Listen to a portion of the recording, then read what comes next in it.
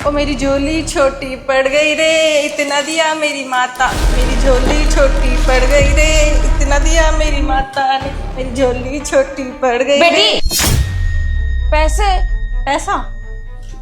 अभी एक डब्बा पूरा भर के चावल दिया ना मैंने तुम्हें, अब पैसे भी मांग रही हो? शर्म नहीं आ रही तुमको? नहीं बेटी, वो मैं ये कह रही। क्या कह रही थी तुम? मुझे सुनना ही नहीं है। तुम्हें शर्म नहीं आ रही है? तुम भिक्षा मांगने आई थी ना, या फिर पैसे मांगने आई थी? भिक्षा में मैंने तुम्हें पूरा डब्बा भर के चावल दे दिया, तुम्हें खुशी नहीं हुई? अरे बेटी मैं कुछ कहना चाह। अरे मुझे कुछ नहीं सुनना है। मेरे बस में जितना था मैंने उतना दान दे दिया, अब जाओ। और तुम्हारी इतनी उम्र हो गई है, तुम भिक्षा मांग रही हो, सन्यासी हो, इतना नहीं जानती हो? कोई अपनी माता के धुन में अगर हो तो उसको पीछे से टोकना नहीं चाहिए। इतना बढ़िया गाना गा रही थी मैं। यार अब कृपया करके आप चले जाइए, मेरे पति आने वाले हैं, मुझे उनके लिए भी खाना बनाना है। अगर उन्होंने देख लिया ना कि मैं आप पे इतना मत्था मार रही हूँ तो मुझे डांटेंगे। जाइए प्लीज। मैं इसलिए पूछ रही हूँ बेटी कि मेरे जाने के बाद इतना तो तय है कि तुम्हारे घर में कलेश होगा। देखो बेटी, बात ऐसी है कि हम जो आपके घर से भिक्षा लेके जाते हैं ना, तो हम अपने वहाँ एक संस्था चलाते हैं। इस दान से ना हमारे घर में बड़े सारे लोगों का पेट भरता है। छोटे छोटे बच्चे, अनाथ, बूढ़े, बुजुर्ग, जवान, बड़े सारे लोग आते हैं और इस भोजन को ग्रहण करते हैं। जब वो भोजन प्राप्त करते हैं ना, तो उनके दिल से ना आशीर्वाद निकलता है। वो आशीर्वाद आप लोगों को लगता है, तो आप सोच समझ के देना। ये जो आप दान दे रही हैं, ये पक्का मेरा ही है ना? हाँ, आपको ही दिया है ना। और अगर वो मुझे आशीर्वाद देंगे तो इससे कलेश क्यों होगा मेरे घर में? हाँ, आप बुजुर्ग हैं इसलिए मैं आपको इतनी देर से झेल रही हूँ, लेकिन इसका मतलब ये नहीं है कि आप कुछ भी बोलोगे और मेरे घर में आप कलेश की बात करोगे। जाओ। मैं तो चली जाऊंगी पुत्री, कलेश तो तुम्हारे घर में तय है। आगे माता रानी की मर्जी।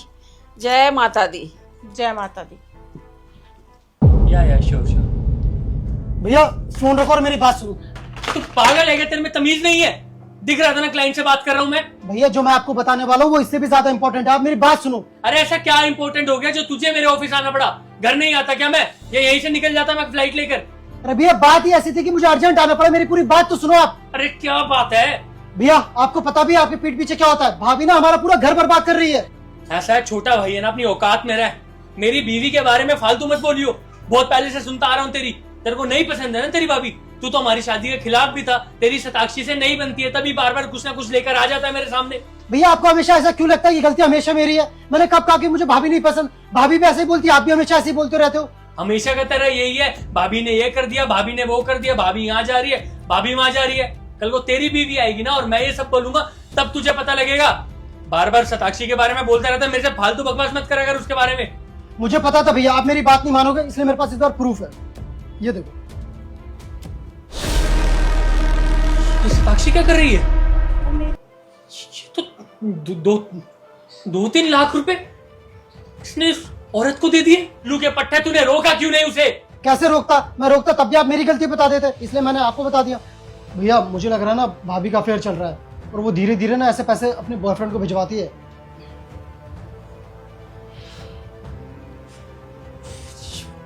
क्या बोलूं? चल घर चलते हैं, मैं शताक्षी से बात करता हूँ, जरा पूछता हूँ कि मेरी मेहनत की कमाई दे किसको रही है। बस पैकिंग हो ही गई है, निकल रही हूँ मैं। चले जाना अपने आशिक के पास, लेकिन उससे पहले मेरे पैसे लौटाओ। एक मिनट में कॉल करती हूँ। क्या हो गया है? क्या बोल रहे हो? तो तुम बताओगी ना। तुम्हारी चोरी जो पकड़ी गई है, मेरे पैसे ना हराम के नहीं आते हैं जो दुनिया में बांट रही हो तुम जैसी औरतों की ना यही असलियत होती है। तुम्हारी ना असलियत अब मेरे सामने आ चुकी है। अब ये भोली बनने का नाटक मत करो तुम। बस बहुत हो गया, कुछ भी मत बोलो, ठीक है? पहले बात को जाना करो, उसके बाद चिल्लाया करो। कैसे चिल्ला रहे हो तुम मेरे पे?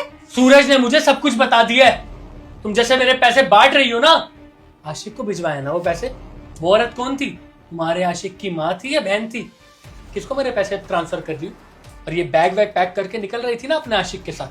तुम्हें तो यही लग रहा होगा ना कि मैं रात को आऊंगा, और देखो अचानक मैं दोपहर में आ गया। तुम्हारा भांडा फूट गया। जल्दी मेरे पैसे मुझे लौटाओ और तलाक दो, निकलो इस घर से, वरना पुलिस बुलाऊंगा अभी की अभी। उज्जवल बस बहुत हो गया, चिल्लाओ मत मेरे ऊपर। देखो मैं पैकिंग करके कहीं जा रही हूँ, इसका मतलब ये नहीं है कि मैं भाग रही हूँ और तुम मेरे कैरेक्टर पे उंगली उठाओ, ठीक है? हाँ मैं जा रही हूँ क्योंकि मेरी मम्मी की तबीयत खराब हो गई है और मैंने सोचा 4-5 दिन वहीं रुकूंगी, उनका ध्यान रखूंगी। और पैसे, हाँ मैंने पैसे दिए थे उस माता जी को, क्योंकि उसके पीछे बहुत बड़ा रीजन है।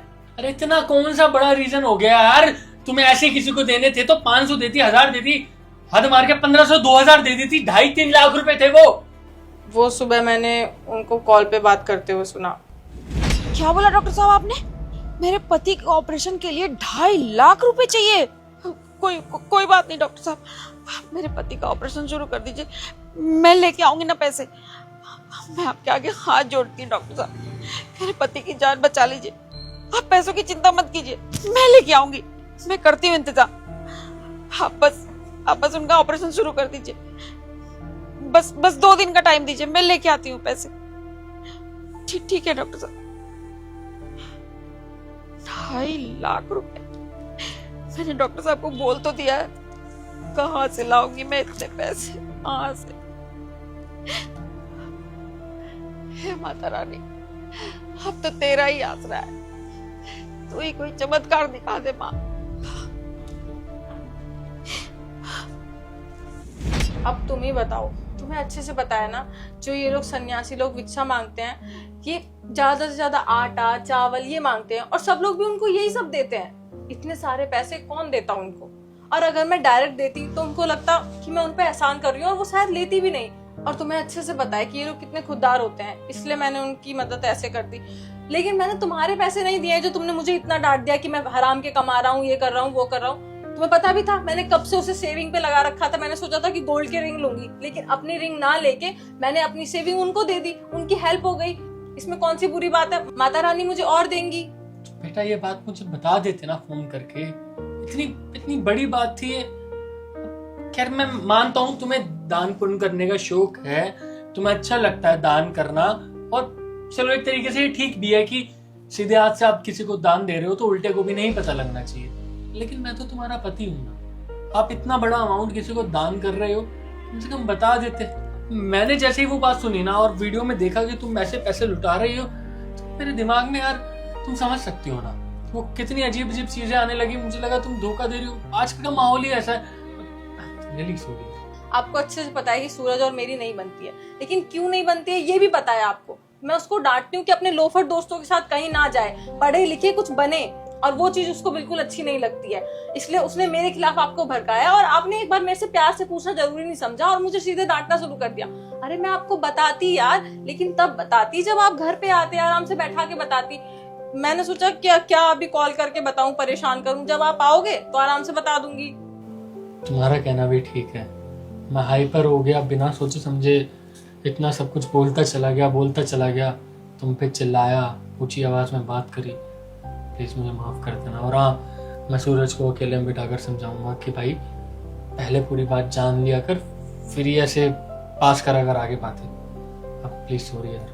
चलो कोई बात नहीं, उसको समझा दो कि आगे से ऐसा ना करे। ऐसे नहीं कि कुछ भी बोलेगा। हाँ मैं समझाऊंगा उसे। अब मैं मम्मी के यहाँ चली जाऊँ, उनकी तबीयत बहुत खराब है। हाँ चलो मैं आ गया हूँ, छोड़ देता हूँ, बैग पकड़ो। ये लो। चल ले लो अपना फोन।